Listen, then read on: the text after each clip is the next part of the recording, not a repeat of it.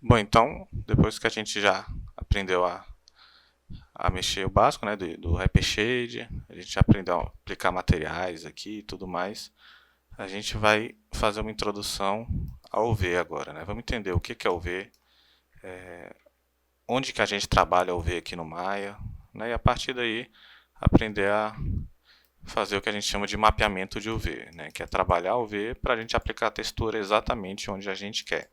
Porque até agora a gente viu como aplicar um material que envolve todo o objeto, mas a gente ainda não sabe como jogar uma textura, né? Se eu quiser botar, por exemplo, um adesivo aqui, como que eu faço, né? Eu não sei por onde eu tenho que fazer isso.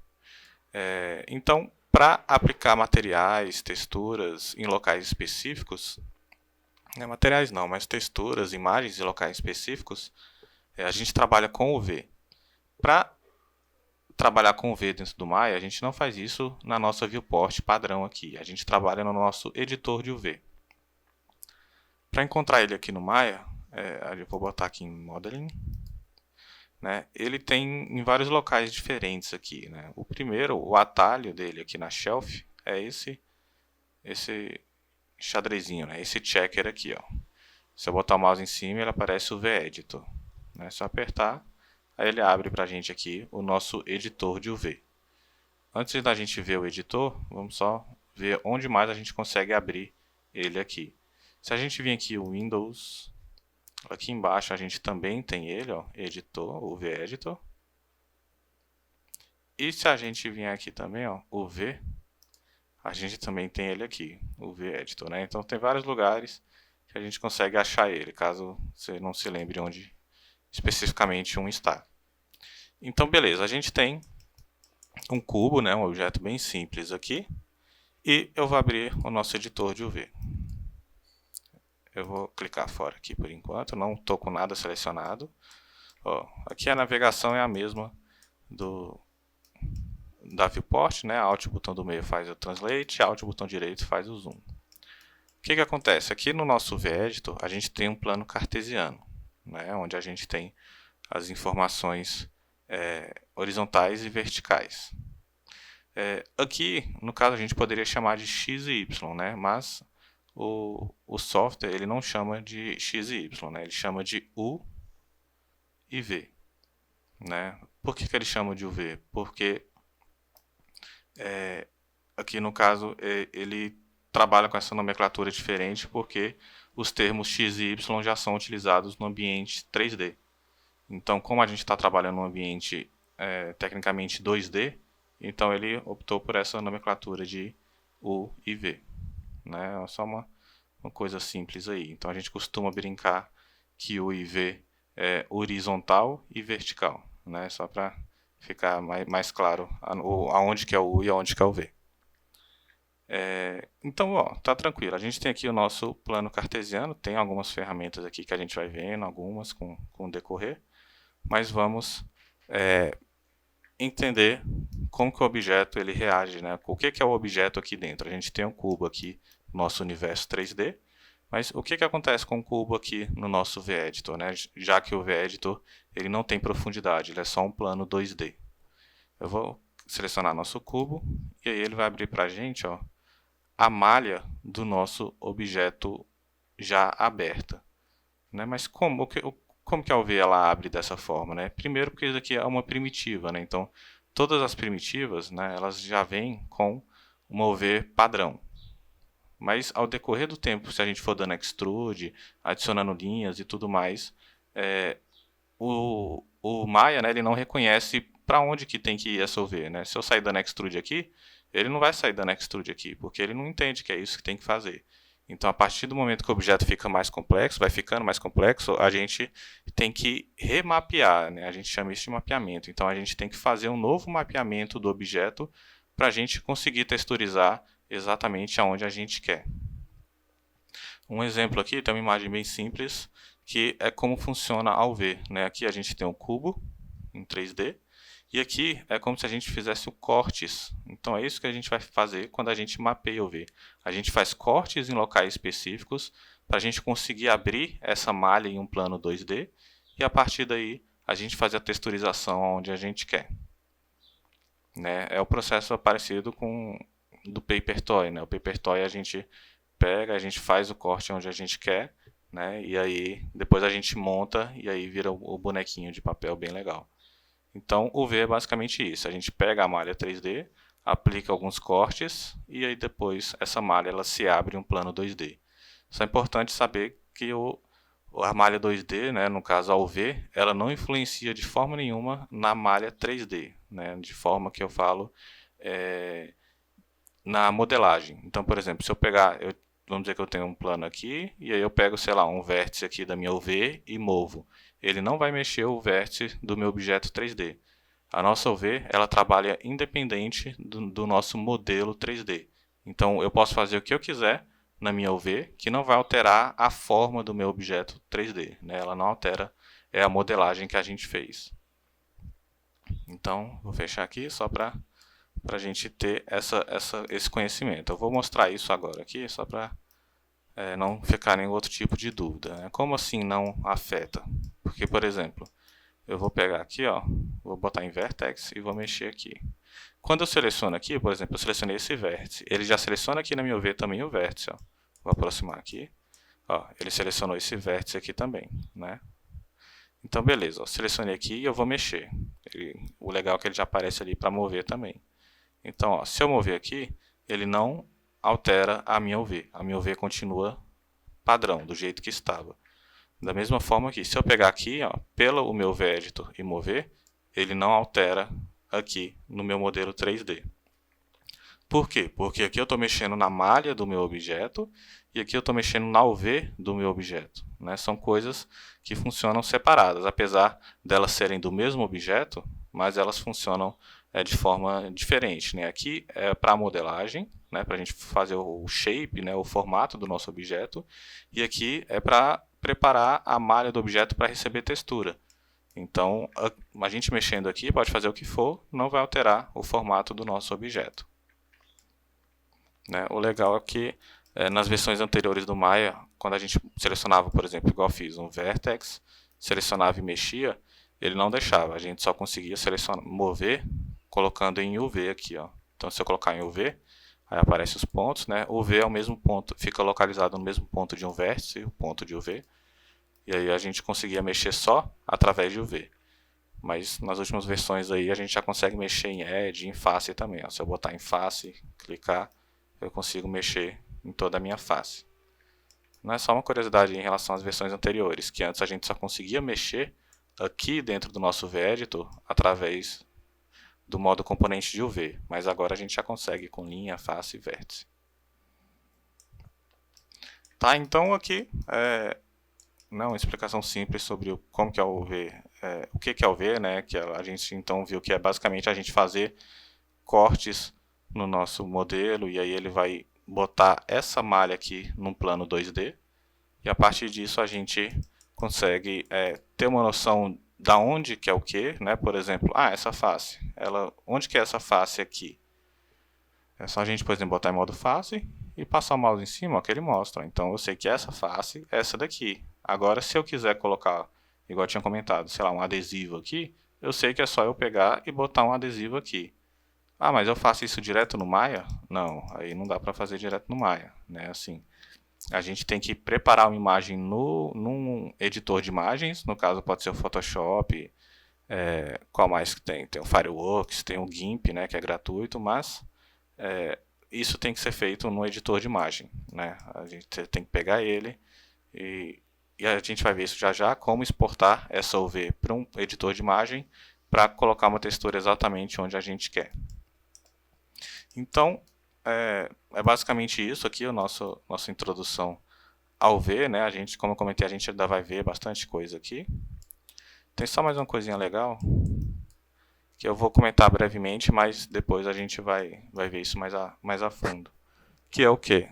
Aqui, no nosso V-Editor, né? A gente tem esse iconezinho aqui, deixa eu ver, peraí. Não, na verdade, é esse daqui, ó.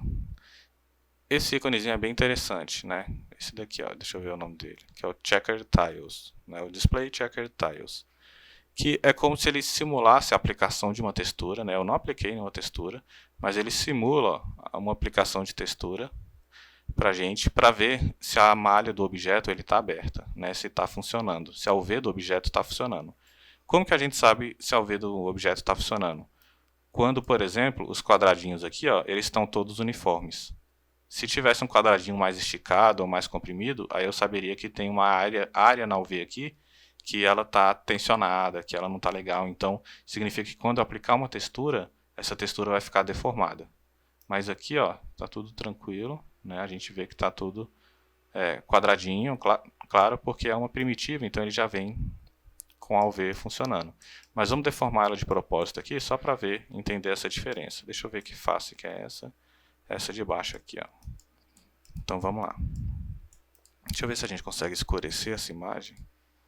Não, aqui no caso a gente consegue só tirar. Depois a gente vai ver esse daqui, não precisa se preocupar. Vamos lá, vamos fazer uma deformação de propósito aqui. Então vou botar em UV. Vamos selecionar esses dois pontos aqui e eu vou abaixar eles.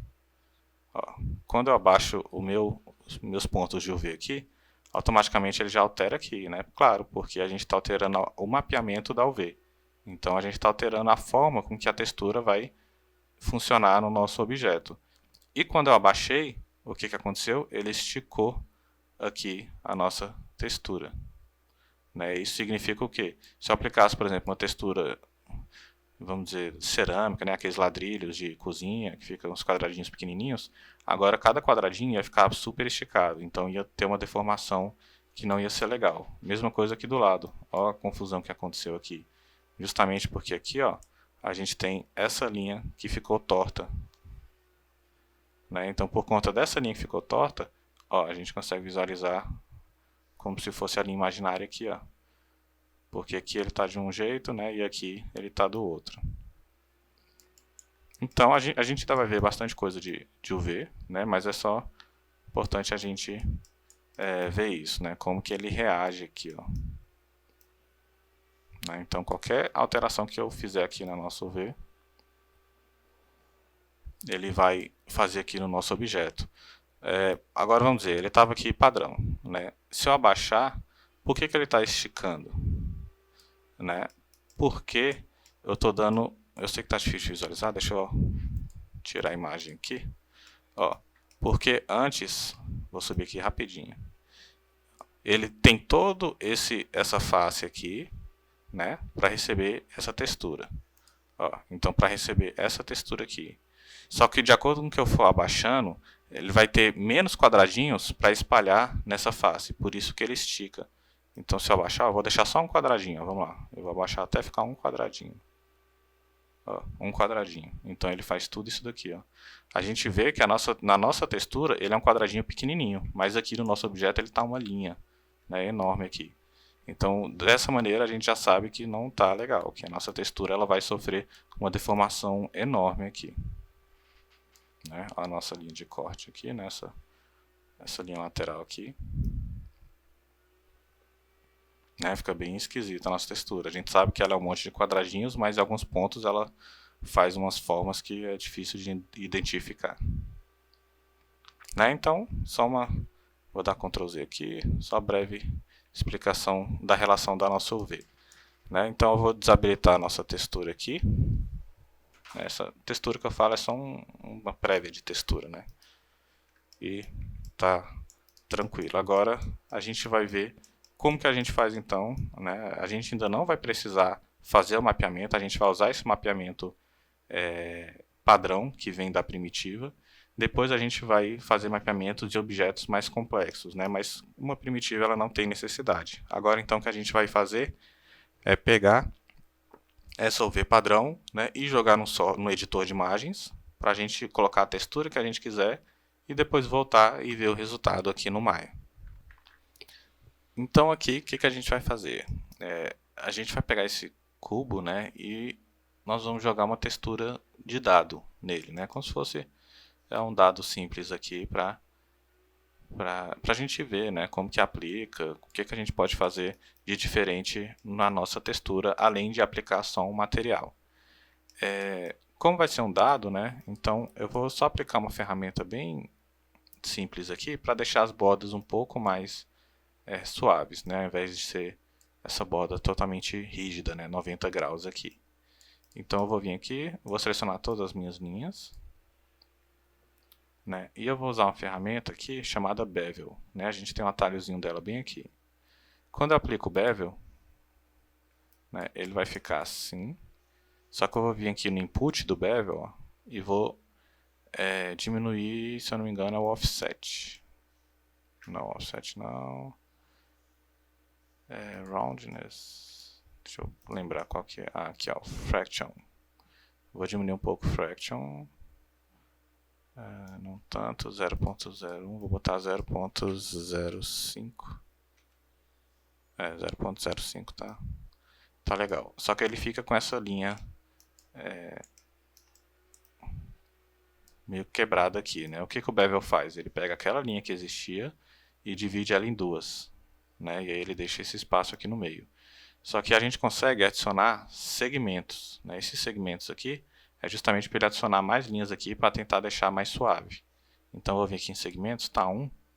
Vamos botar aqui, ó, 2, 3. Acho que 3 tá interessante, né? Com isso, ó, agora a gente tem o nosso dado com a borda um pouquinho mais suave, né? Claro que dá para trabalhar melhor, mas isso daqui já funciona. Aqui na nossa UV, ó, ele já adicionou as linhas do Bevel também. O interessante da UV é que se você só adicionar a linha, ele não estraga a nossa UV. Ele mantém a UV do jeito que está e só adiciona a linha aonde você colocou. Mas no caso, se eu começar a dar extrude, aí ele não sabe para onde tem que ir. A partir do primeiro extrude, você já tem que remapear a sua UV para conseguir aplicar uma textura. Mas só adicionar a linha não. Só adicionar a linha você ainda consegue aplicar a textura sem problema. Mas de acordo com o que você for movendo vértices e aplicando extrudes, aí realmente não tem o que fazer. Tem que remapear a nossa UV. Então beleza, eu tenho ele aqui. Vamos tirar o que a gente chama de snapshot da nossa UV para jogar no editor de imagens e trabalhar a nossa textura no editor de imagens. Ah, mas por que tem que tirar um snapshot da UV? Por que eu não posso ir direto e trabalhar a textura no editor de imagens? Porque a gente precisa dessa referência da nossa UV para a gente saber exatamente onde a gente tem que colocar a textura. Como a gente vai fazer uma textura de dado, né? Então vamos dizer que a gente tem uma bolinha aqui, ou aqui, não sei. E aí, no programa, como que a gente vai saber onde exatamente a gente tem que jogar a bolinha, né? Ou o número 1, se for fazer com número, por exemplo. Então a gente fica bem perdido e aí vai na tentativa e erro. Né? Aqui com o UV não, se a gente botar essa referência de UV no editor de imagens, né? No caso a gente vai utilizar o Photoshop, então se eu botar essa UV, né? A imagem da UV no Photoshop, então eu sei exatamente aonde eu vou ter que colocar a minha textura. Então como que a gente gera o nosso snapshot? Com o objeto selecionado, é importante saber que ele tem que estar em modo objeto, tá? Por exemplo, se ele estiver em modo face ou vértice, e você tentar gerar o snapshot com ele nesse modelo, né, no modelo componente, ele não vai conseguir gerar o snapshot. Então, sempre que você for gerar o snapshot, tem que voltar para modo objeto. Aí você seleciona e gera o snapshot. Então, para gerar o snapshot, a gente vai vir aqui em Polygons, no nosso V-Editor, Polygons, e a gente vai na última opção aqui, ó, o V-Snapshot. Né? Então, vou apertar aqui. Aqui ele pergunta onde quer salvar, né, a nossa UV. Então vou apertar aqui Browse, vamos salvar na área de trabalho. Vamos botar aqui UV dado. Aqui ele pergunta qual o tamanho da UV, né, que então está 256 por 256. Importante que aqui ele já mostra X e Y, né, mas seria U e V. 256 por 256, a gente pode botar 512 ou 1024, importante sempre ser números iguais, né? Até porque se eu tentar botar diferente ele não deixa, ó. Eu vou tentar botar só aqui em cima 512, ó, ele já muda de baixo para 512 automaticamente, justamente porque o nosso formato aqui da UV é square, né? Ou seja, é quadrado, não tem como esticar só a lateral, por exemplo. Vamos, para a gente ter um pouquinho mais, conseguir trabalhar com a qualidade um pouquinho melhor, vamos botar 1024. Né? Então é legal sempre múltiplos, né? Que seria 256, 512, 1024, 2048, 4096 e por aí vai. Aqui é só para manter o aspecto, né, para ele não deformar nosso OV. Aqui seria a cor das linhas que elas vão vir, também não precisa mexer agora. Anti-alias é só para ele tentar deixar a linha mais nítida, né, não ficar aquele serrilhado na linha.